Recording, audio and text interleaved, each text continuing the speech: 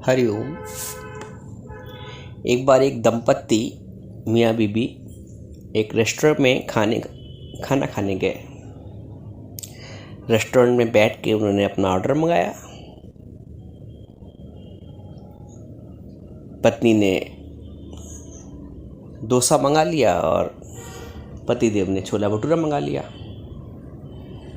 कुछ समय पश्चात उनका जो ऑर्डर था वो आ गया, वेटर लेके उसको। उन्हें बस खाना अभी शुरू ही किया था कि देखा बगल वाले टेबल पे जो लोग बैठे हैं उन्होंने बढ़िया उत्पम और पिज़्ज़ा मंगवाया है।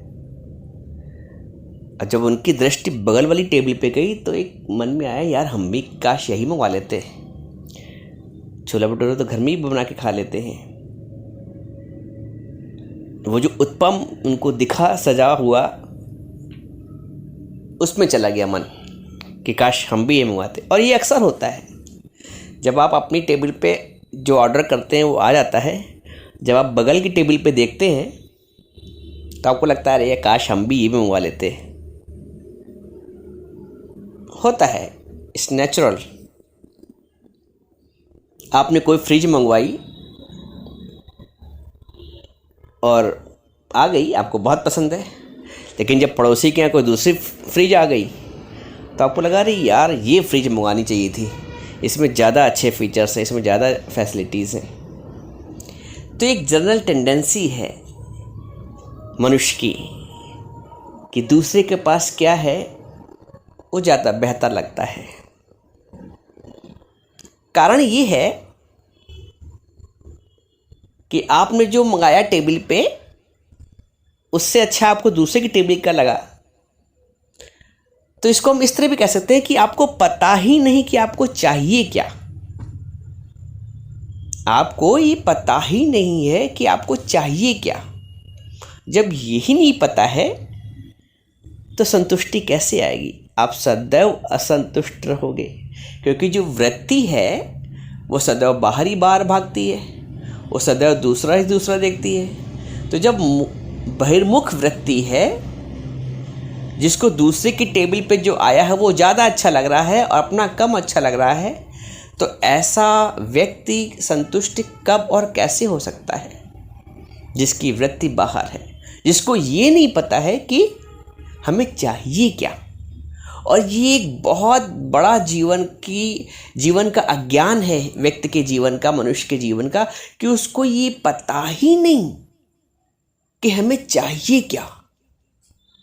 जीवन भर कमाता है, खाता है, लेकिन अतृप्त रहता है। अतृप्त का कारण यही है कि उसे पता ही नहीं कि तृप्ति किस में है। उसको ये पता ही नहीं है कि तृप्ति किस में है। जन्म लेता है, पढ़ता है, लिखता है, पढ़ने लिखने का भी उद्देश्य होता है, विवाह करता है, बच्चे करता है, माया कमाता है, मकान बनवाता है, बैंक बैलेंस करता है, सब कुछ करता है, सोने के गहने भी तिजोरी में रख लेता है, लेकिन उसके बाद भी अतृप्त। कारण ये है कि जो सोने के गहने रखे अलमारी में, या जो बैंक बैलेंस कर रखा है, या जो हमने अर्जित कर रखा है संसार से, वो हमें नहीं चाहिए था। एक बहुत ही सूक्ष्म कारण अध्ययन करो तो, क्योंकि अगर वो चाहिए होता तो वो तो प्राप्त हो गया। प्राप्त हो गया है तो हमें तृप्त भी होना चाहिए था। वो तो सब मिल गया, उसमें तृप्ति नहीं है। जो संसार से प्राप्त किया है उसमें तृप्ति नहीं है। इसीलिए जो व्यक्ति संसार से जब जाता है तो अतृप्त होके जाता है। सिकंदर ने दोनों अपने हाथ खोल के जाने के लिए कहा था कि मेरे दोनों हाथ खोल देना ऊपर की तरफ, हथेली, कि लोग समझें कि सत्संग। सिकंदर को सब कुछ मिला भी, लेकिन दोनों हाथ उसके खाली गया, अतृप्त गया। तो ये तृप्ति का जो भाव है, ये भी एक शाश्वत भाव है। सब कुछ मिलने के पश्चात भी सब कुछ प्राप्त अपने हिसाब से, तुम्हारे हिसाब से जो कुछ सब कुछ प्राप्त करना था वो तुमने मान लो प्राप्त भी कर लिया, तो उन प्राप्तियों के पश्चात भी एक अंदर से अतृप्ति रहती है। तो आपको ये नहीं पता है कि वास्तव में हमें प्राप्त क्या करना है, आपको बिल्कुल पता नहीं है। यदि मैं आपसे पूछूं कि आपको क्या चाहिए, तो आप सोचेंगे थोड़ी देर और फिर भी इस बात का स्पष्ट उत्तर नहीं दे पाएंगे कि हमें चाहिए क्या, जिससे मैं तृप्त हो जाऊं, क्योंकि आपको पता ही नहीं है कि आपको चाहिए क्या। लेकिन फिर भी कुछ चाहिए, पता भी नहीं है कि चाहिए क्या, और लेकिन फिर भी कुछ चाहिए, क्योंकि जो कुछ प्राप्त है उससे तृप्ति नहीं हुई। तो फिर अप्राप्त क्या है भाई? जो प्राप्त है उसमें तृप्ति नहीं मिली, तो फिर अप्राप्त क्या है ये पता ही नहीं। तो जब ये पता ही नहीं कि अप्राप्त क्या है, तो फिर प्राप्त क्या करें? बहुत समझने की बात है यहां पे, समझना। अगर मैं आपसे पूछूं कि आपको चाहिए क्या, तो आप सोचने पर भी इस बात का सही उत्तर नहीं दे पाएंगे कि आपको चाहिए क्या, क्योंकि आपको पता ही नहीं कि आपको चाहिए क्या। लेकिन फिर भी कुछ चाहिए, क्योंकि जो प्राप्त है उससे तृप्ति नहीं है। तो फिर अप्राप्त क्या है ये पता नहीं है। तो जब ये ही नहीं पता कि अप्राप्त क्या है, तो फिर प्राप्त क्या करोगे? ये एक पहेली है जीवन की, इसे ही बूझना पड़ता है, समझना बात को। ये एक जीवन की पहेली है, और जो व्यक्ति इस पहेली को नहीं बूझता है वह सदैव अतृप्त रह ही रहता है।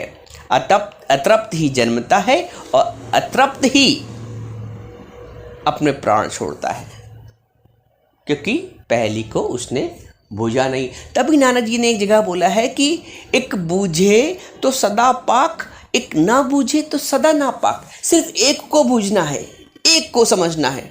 एक को समझ गए तो सब समझ गए। एक को समझ गए तो सबको समझ गए। एक बर्फी आपने जान ली कि दूध की बनी है, तो सारी बर्फी को चेक करने की जरूरत नहीं है लैब में, सभी दूध की बनी होंगी। एक कपड़ा अगर सूत का बना है तो सारे कपड़े जो हैं, सिर्फ एक आदमी के रक्त की जांच कर ली कि इसका रेड है ब्लड, तो सब में ही रेड है, सब में ही सबका खून ही लाल है, सबका रक्त लाल है। तो एक को जानना। वैसे ही एक परमात्मा को जिसने जान लिया, उसने सारी सृष्टि के रहस्य को जान लिया। अब फिर प्रश्न उठता है कि इस पहेली को कौन बूझे और कहां बूझे? ये जो पहेली बता रहे हैं हम, जीवन की पहेली है, एक रहस्य है, इसको बूझे कौन और कहां बूझे? क्या पिक्चर हॉल में बैठ के, इसको उदाहरण से समझो, क्या पिक्चर हॉल में बैठ के आप सत्संग कर सकते हो? आपका आंसर होगा नहीं। दूसरा, क्या एक मदिरा पान करने वाला व्यक्ति जो स्वयं होश में नहीं है,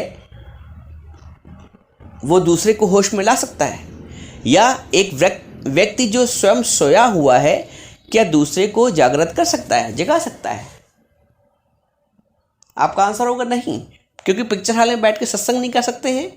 एक बेहोश आदमी दूसरे को होश नहीं कर सकता है, एक सोया हुआ व्यक्ति दूसरे को जगा नहीं सकता है। ऐसे ही अब यहां जो पिक्चर हॉल का मैंने उदाहरण दिया है, तो पिक्चर हॉल ही संसार है। जिस तरह पिक्चर हॉल में बैठ के आप सत्संग नहीं कर सकते हैं, उसी तरह संसार में सांसारिक होकर आप सत्य का पता नहीं लगा सकते। आपको इस संसार रूपी नाट्य मंच से बाहर निकलना पड़ेगा, उस पिक्चर हॉल से, यानी सांसारिकता से ऊपर उठना पड़ेगा। और दूसरा, जैसे मैंने बताया कि एक व्यक्ति जो नशे में, मदिरापान में धुत है, तो वो हमें होश में नहीं रह सकता, जो स्वयं बेहोश है। तो जो व्यक्ति स्वयं संसारी है, वो हमें असंसारी कैसे बना सकता है? हमें असंसारी बनाने के लिए, हमें जागृत करने के लिए जो जागा है वही हमें जगा पाएगा। तो जो सतगुरु है, क्योंकि वो जागा हुआ है, उसने सत्य का पता कर लिया है, तो वो हमें सत्य का ज्ञान दे सकता है। तो दो चीज़ आवश्यक हुई, एक तो संसार में रह के संसार का ही ज्ञान होगा, सत्य का ज्ञान नहीं होगा, तो हमें संसार से ऊपर उठना पड़ेगा। दूसरी बात, सांसारिक व्यक्तियों का संग करके हमें सांसारिक असत्यता का ही भान होगा, ज्ञान होगा, सत्य का ज्ञान नहीं होगा। उसके लिए हमें सतगुरु चाहिए। तो दो चीज़ की अवस्था होती है, एक सत्संग की, दूसरे सतगुरु की। बात समझ आ रही है? तो हमें उस पिक्चर हाल से बाहर आना पड़ेगा, अर्थात संसार की माया नगरी को छोड़कर सत्संग के आध्यात्मिक दुनिया में आना पड़ेगा। ये रही पहली बात। दूसरी बात, जो व्यक्ति या प्राणी माया के संसार के नशे में है, या तो जो जागा व्यक्ति है वही दूसरे को जगा सकता है, और सतगुरु जागृत है इसलिए वो दूसरे को भी जगा सकते हैं।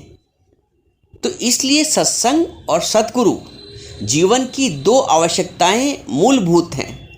हम समझते हैं कि संसार की आवश्यकताएं मूलभूत हैं, लेकिन सत्य तो ये है, क्योंकि हमें अपने पारमार्थिक जीवन का उद्देश्य पूर्ण करना है, तो हमें सत्संग और सतगुरु,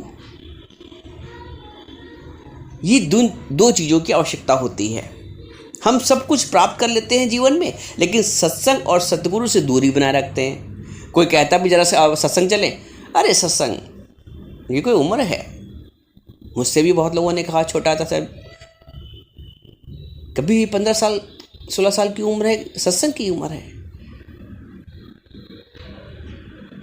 सारी विद्याओं की उम्र है, सारे कोर्स, सारे डिप्लोमा, सारी पढ़ाई आप जवानी में करते हो, बचपन और जवानी में करते हो, और जो मुख्य कोर्स है, मुख्य पढ़ाई है, उसको तुम बुढ़ापे में डाल देते हो। अरे बुढ़ापे में तो सरकार भी रिटायर कर देती है, इस लायक नहीं रहते हो, तो तुम परमात्मा के लायक कैसे बचोगे? जब इंद्रियां, जिनको हम आध्यात्मिक उद्देश्य से इस्तेमाल कर सकते हैं, आंख से दिखेगा नहीं, कान से सुना नहीं जाएगा, पैरों से चला नहीं जाएगा, तो सत्संग कैसे हम ग्रहण करेंगे? इसलिए ये जो ज्ञान है, ये जो आध्यात्मिक संसार है, ये अध्यात्म है, ये भी जवानी का कार्य है। ये भी जब तक शरीर शालिम है, जैसे गाय पहले तो खा लेती है, बाद में बैठ के जुगाली करती है। तो जीवन में जब सत्संग या ज्ञान प्राप्त हो जाता है, उसके बाद जीवन आराम से बैठ के कटता है, हर समस्याओं का हल मिल जाता है, हर बातों से, हर दुखों से, हर दुविधाओं से ऊपर उठ जाते हैं। इसलिए सत्संग और ज्ञान आवश्यक है। इसलिए पहले जो समय था उसमें लोग गुरुकुल जाते थे। जो कार्य आपको पहले करना है वो आपने सबसे आखिर में डाल दिया है। ये विडंबना है मनुष्य के जीवन की। जिस कार्य को मुख्य करना था उसको गौण कर दिया है, और जिस कार्य को गौण करना था उसको मुख्य कर दिया है, तो सुख कैसे मिलेगा? गौण को मुख्य कर दिया, मुख्य को गौण कर दिया है, तो सुख कैसे मिलेगा? आनंद कैसे प्राप्त होगा? इसलिए जीवन में दो चीज़ों की बहुत आवश्यकता है।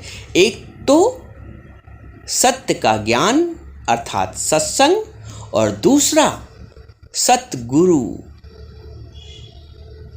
साधु सो जो मन प्रबोधे, जो हमारे मन को ज्ञान दे, बोध दे, वो साधु है, वही संत है, वही गुरु है।